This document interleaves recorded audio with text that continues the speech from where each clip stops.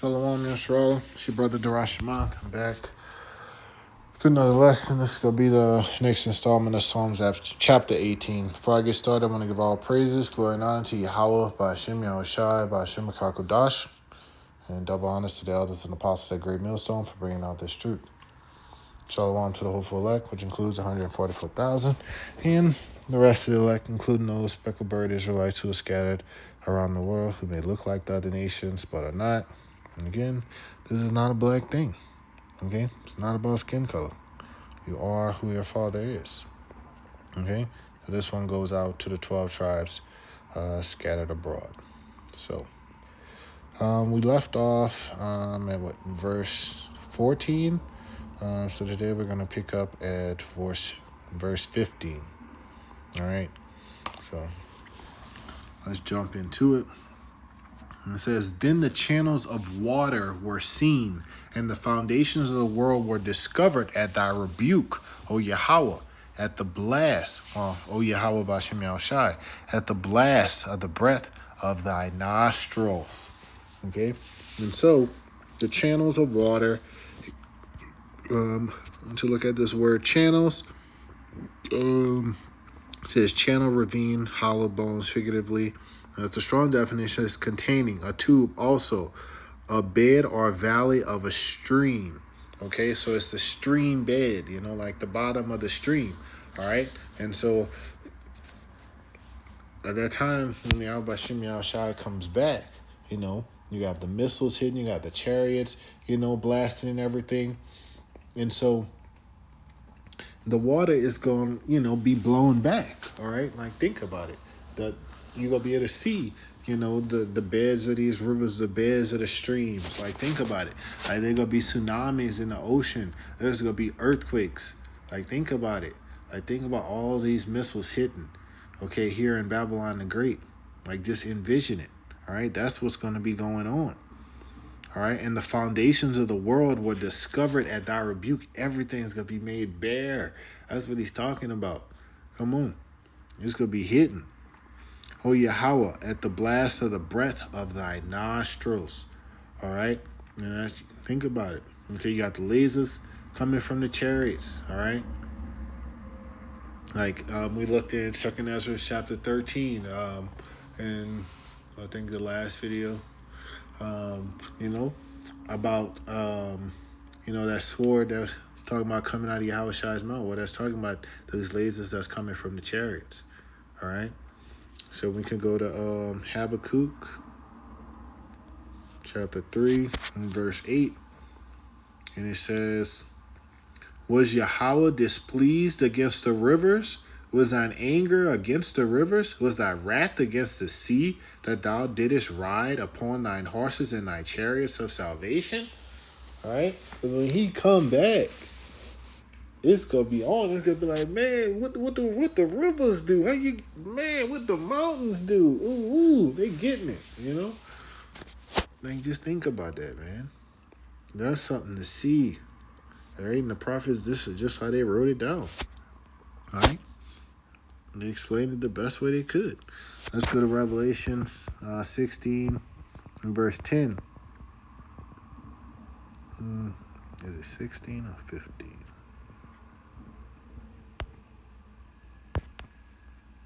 Nope.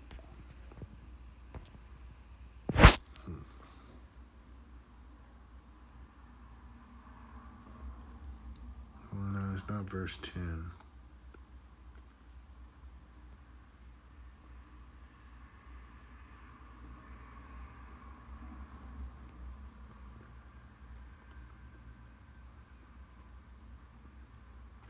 It's verse 20. All right.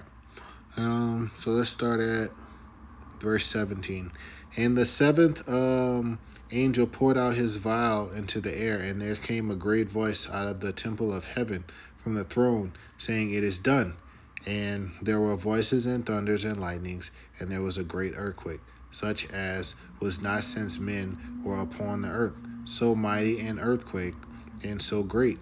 And the great city was divided into 3 parts, and the cities of the nations fell. And great Babylon came into remembrance before power, and great Babylon, speaking about America, to give unto her the cup of the wine of the fierceness of his wrath. And every island fled away, and the mountains were not found. So the mountains getting beat down, so it'd be like beat into powder, dust. And the islands aren't found because of tsunamis. All right, like think about it. That blast is going, cause a big earthquake. And what you see with earthquakes, all right, you see the waters, they recede out, and then they form these big old tsunamis, and then they come back in and swallow up everything.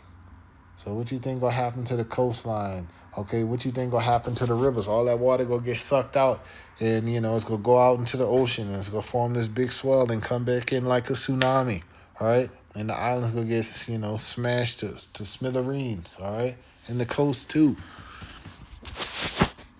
So let's go back to Psalms chapter 18. Verse 16, it says, he sent from above. He took me. He drew me out of many waters. So he sent from above. He took me. What? In chariots, getting beamed up to the chariots. That's what you hear, the brothers always talking about, okay? The strangeness of their salvation, all right? So if you look at that word took, to take, get, fetch, lay hold of, seize, receive, acquire, buy, bring, marry, take a wife, snatch, take away. All right? Because, it's Yahweh Bashem Yahushua coming back for his bride, the marriage supper of the Lamb. All right? So that's what King David is describing. Okay, his salvation, getting snatched up out of here, getting beamed up onto the chariots, and then going into the marriage supper of the Lamb. All right? Where was I? He drew me out of many waters, okay? Here, if you look at the definition of waters, you can see dangers in it. Of danger, violence, transitory things, refreshment, okay? And then, in other scriptures, like in the book of Revelation 17, you see when they talk about waters, they talk about waters being peoples, nations, and tongues. But the peoples, nation, and tongues is the danger, okay? Because if you go to Luke, the first chapter, okay, we need to be saved from our enemies. And that's what King David is talking about, okay? Because that's who the danger is to us, our enemies. And that's what Yahweh Shem Yahushua has come back to save us from, all right? Verse 17, he delivered me from my strong enemy and from them which hated me, for they were too strong for me. Okay? So, it's Yahweh. He's the Savior. He's the deliverer. Okay? And our enemies, we can't fight them. Okay? We can't beat Esau in his own blessing. Okay? Right? Our blessing is spiritual. Okay? And we're waiting for our spiritual blessing to manifest, and it will when Yahweh comes back. All right? But for now, we are like that worm. Okay? We're like Jacob, that worm. All right? I have to get that precept. Fear not, Jacob, thy worm. Okay? We have to keep that into consideration. All right? So, he delivered me from my strong enemies and from them which hated me, for they were too strong for me. All right? Because we can't fight them. So that's why we need our deliverer and our Savior. Now, it looks like I skipped over some precepts for verse 16. Let's go to 1 Peter for that. Let's go 1 Peter chapter 4, verse 18. And it says, and if the righteous scarcely be saved, where shall the ungodly and the sinner appear? All right. So that's just got me. I was just thinking about King David, getting saved from the dangers from these people around him. Okay. Like, imagine elect scarcely being beamed up. Okay. Before the missiles hit, before his enemies get to him. Okay. Being saved by Yahweh Shem Yahushua. All right. And that's just going to be the fate of the elect. Now, if we go to back to Psalms 144, verse 7, and it says, send thine hand from above. Which hand? The right hand, Yahushua. rid me and deliver me out of great waters, out of these great dangers, out of these great troubles, from these people who are trying to get me, my enemies, from the hand of strange children, these motherfucking heathen that's trying to get us. All right? That's what he's talking about. Now, let's go back to Psalms 18 and verse 17. You delivered me from my strong enemy and from them which hated me, for they were too much for me. So we need Yahweh B'Shem Yahushai. All right? We can't fight them on our own. All right? This is not carnal. Our weapons are not carnal. Our weapons are spiritual. Okay? This word. All right? That's why we just preach the word. That's what we're supposed to do. We're not out there toting guns, doing all of that nonsense. Right? So, Esau Edom has a perpetual hatred against her. He is the chief among those strong enemies. This is verse 5. Because thou hast had a perpetual hatred and hast shed the blood of the children of Israel by the force of the sword in the time of their calamity, in the time that their iniquity had an end. And he says, therefore, as I live, said Yahweh B'Shem Yahushai, or Yahweh Power, I will prepare thee unto blood, and blood shall pursue thee. Since thou hast not hated blood, even blood shall pursue thee. All right? So Yahweh B'Shem Yahushai, he's going to do the fighting for us. Let's go to Isaiah chapter 41. Okay, eventually he's going to use us. It's Isaiah 41 and 14. Fear not, thou worm Jacob, and ye men of Israel. I will help thee, said Yahweh, thy Redeemer, the Holy One of Israel. So he got us. And that's what we got to have faith in, that he is going to redeem us. He's going to save us. So we don't have to worry. We just have faith and rely on Yahweh B'Shem Yahushai. All right? So there's a lot of faith that goes into this. All right? Now let's go to Psalms chapter 18, verse 18. And it says, they prevented me in the day of my calamity, but Yahweh was my stay. Okay, prevented. Let's look at that word. They prevented me to to meet, come, or be in front, confront, go before. All right? So when you going through it, who you going to find there? Your enemies there. And what this remind me of? None other than Esau Edom, when Jerusalem was getting attacked by the Babylonians. So this is Obadiah 1 and verse 11. It says, in the day that thou stoodest on the other side, in the day that strangers carried away captives, his forces and foreigners entered into his gates and cast lots upon Jerusalem. Even thou wast as one of them. Esau Edom, okay? He was our enemy. All right? And he still is to this day. All right? He not letting Jake get away. He probably capturing Jake. All right? Turning them into the Babylonians. And here we go. This is Psalms 37 and 7. Remember, O Yahweh, the children of Edom in the day of Jerusalem, who said, raise it, even to the foundation thereof. Okay? So when Jerusalem getting ransacked and they on that chair in the morning, yeah, take it, tear it down. Raise it. All right? That's messed up. So they got to pay for that. All right? They prevented Jacob. All right? And much like what David is seeing in this vision or talking about in this psalm, okay, his enemies are preventing him. All right? So we got to understand that this man is truly, truly our enemy. Okay? Now, let's go to verse 19. Well, it says, I forgot, they prevented me in my stay in the day of my calamity, but the Lord was my stay. And so that should make us think about the Lord is, he is my rock, all right? So I think we read that in the beginning of this chapter. But then you also have to know, like, he is our strong tower. So that would be in Proverbs 18 and 10. The name of Yahweh is a strong tower, and the righteous run into it and is safe. Okay, so the righteous run to Yahweh B'Shem Yahushai. They call him. They have his name. Okay, which is a very important thing. All right. And most people don't have the names of Yahweh Shem Yahushua. They're still calling on Jesus and all these other idols that they learned about here in Babylon the Great and abroad. Now let's go back to Psalms. This is Psalms chapter, let's go 19. It says, he brought me forth also into a large space. He delivered me because he delighted in me. Okay, now you can think of this as, going from the narrow into the broad, okay?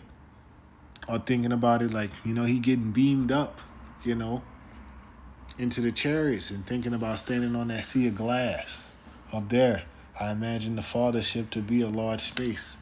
But let's go to 2nd Ezra, chapter 7, verse 2. And he said unto me, up, Ezra, and hear the words that I am come to tell thee. And I said, speak on, my power. Then said he unto me, the sea is set in a wide place, that it might be deep and great. But put the case, the entrance were narrow like a river. Okay, straight and vain things that we got to go through. Verse 5. Who then could go into the sea to look upon it and to rule it? If he went not through the narrow, how could he come into the broad? That large space. How we going to get that to the kingdom? That's that broad, large space. The kingdom, ultimately. How we going to get there unless we go through these straight and vain things? All right, and that's down here. Verse 14.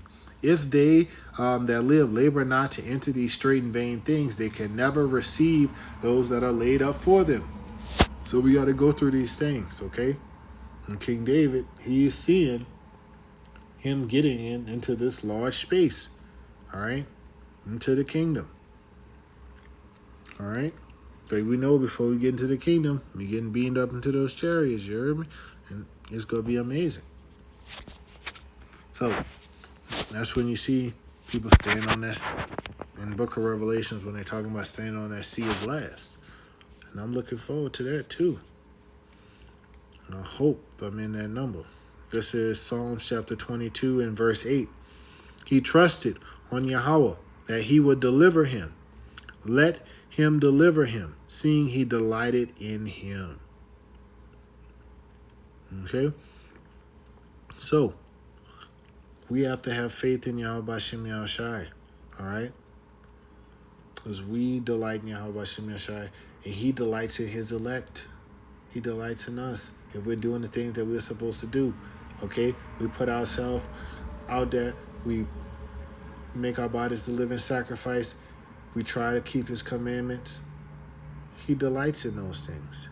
He delights in his servants. Now, let's go to...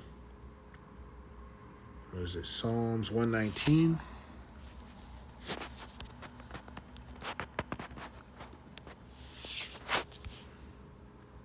Verse 35. It says, make me to go in the path of thy commandments, for therein I delight. All right. Notice he said, make me to go, because the Heavenly Father controls everything. If he don't set you up to live a righteous life, to do, the things that are pleasing unto him, you're not going to do them, and that's just the way things are. Ain't got nothing to do with us. We didn't make it. All right. We're just his clay. He's the potter. All right. So verse 19 again, he brought me forth into a large space. He delivered me because he delighted in me. Okay. That's his elect. That's who he's going to save. And we know that King David is one of them. All right. Verse 20. Yahweh rewarded me according to my righteousness, according to the cleanliness of my hands, he hath recompensed me. All right. So scriptures tell us, all right, that he's going to reward every man according to their doing. Okay. So that's either good or bad. All right. But our righteousness is nothing but filthy rags. And so we get our righteousness through Yahushai, through having faith in him. This is Romans chapter 3 and verse 21. It says, But now the righteousness of power without the law is manifest, being witnessed by the law and the prophets, even the righteousness of power which is by faith of Yahushua HaMashiach upon all and upon all of them that believe. There is no difference, okay? And now we get our righteousness through Yahushua, having faith in him, not because of anything that we have done, all right? So we don't have nothing to boast in, all right? Nothing. Okay, because we have all sinned, like Romans 3:23. For all have sinned and come short of the glory of power. Right? And this is written to the Israelites, not to these heathens. Okay? Don't get it twisted. Now, let's close out with Revelations, chapter 22 and verse 12. And it says, And behold, I come quickly, and my reward is with me, to give every man according as his work shall be. So, you're going to get what you worked for, what you did, whether it's good or bad. All right? And through the grace of Yahweh Bashem Yahushai, the elect, they will receive a good reward. So, I hope this short lesson was edifying. I want to give all praises, glory, and honor to Yahweh, Bashem Yahushai, Bashem Mekakodash. Shalom, Yasharallah.